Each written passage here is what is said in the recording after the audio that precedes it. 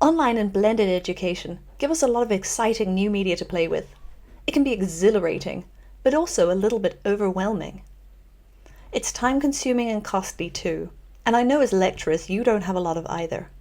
So how do you choose the best media for your message? Well, let's look at a communication course from TPM.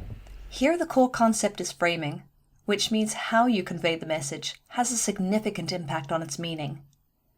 Consider this simple image of a swimming pool from an advert. How big is it in relation to the holiday home? Is it an infinity pool? Here's the same pool framed differently. It still looks great, right? Now let's zoom out a little bit. Framing matters. And hopefully in just 3 images, you now understand the core concept a lot better. What kind of impact do frames have? We'll talk about that next time, as well as about how the game of framing and reframing is played. So what is your course's core concept? What is your E=mc²? And can it be distilled into something this simple? If so, great. If not, let's explore further. First, let's start with what kind of idea you're trying to convey. Are you presenting a real-life case study? Or teaching a theoretical concept? Are you trying to spark attention? Or are you trying to teach them how complex a fully integrated system is? Each of these things might be suitable for different kinds of media formats, or several together. You don't need to waste time filming your grading scheme, for instance, when an image might do. So start by asking, what am I trying to teach and to whom, followed by, what media might best convey this? Let's go through a few examples. As noted before, you can spark someone's attention and introduce them to a basic concept just using images. But video lectures and animations are also a good way to do this. Consider the following 2 examples. The trolley problem goes as follows. Suppose you're at the forking path of a downhill railway track and a trolley cart is hurtling down and will pass the junction where you stand. There's a lever that you can operate. If you do nothing, the trolley will drive on and kill 5 people who are tied down to the track further down the hill. If you do pull the lever, the trolley will be diverted to the other track, where there is only 1 person tied down. Is it morally permissible to pull the lever, or do you even have a moral obligation to do so? Can you recall recent flooding disasters? They're ingrained in my memory.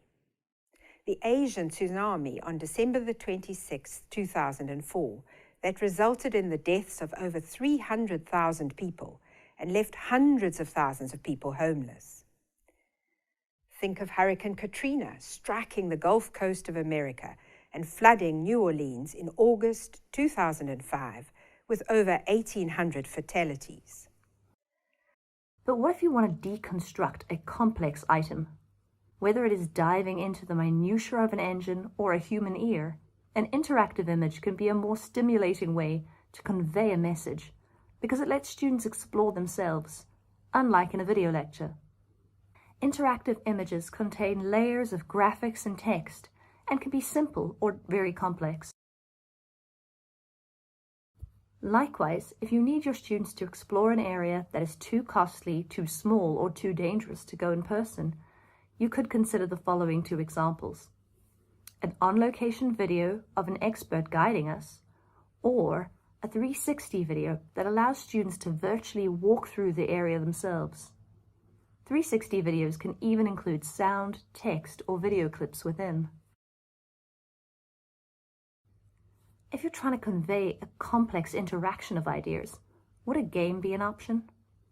Here's one showing the complexity of railway engineering, from track design to maintenance, to a MOOC audience. And this is a serious game that tries to explain the complexity of adaptive planning strategies in hydraulic engineering.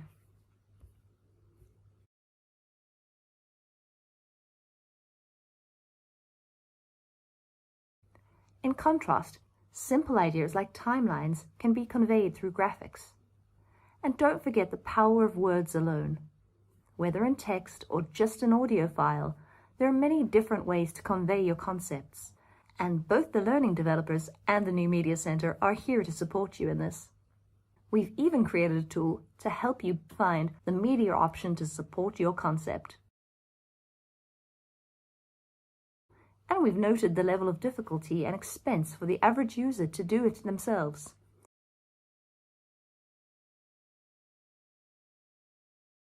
We love active learning, and we encourage you to consider all of the options. But be aware that there are trade-offs. Interactivity helps with retention, but it is costly, both in terms of time and money. A game takes roughly 2 years to develop. A documentary needs 3 to 12 months. Interactive images can be done in a day or weeks depending on your course. And studio videos can take hours or days. So our suggestion to you is simply choose the 3 to 5 core or most challenging concepts within your course. And then, in consultation with the New Media Centre and your learning developer, discuss ways to best convey these. Allocate enough time and budget to do so effectively.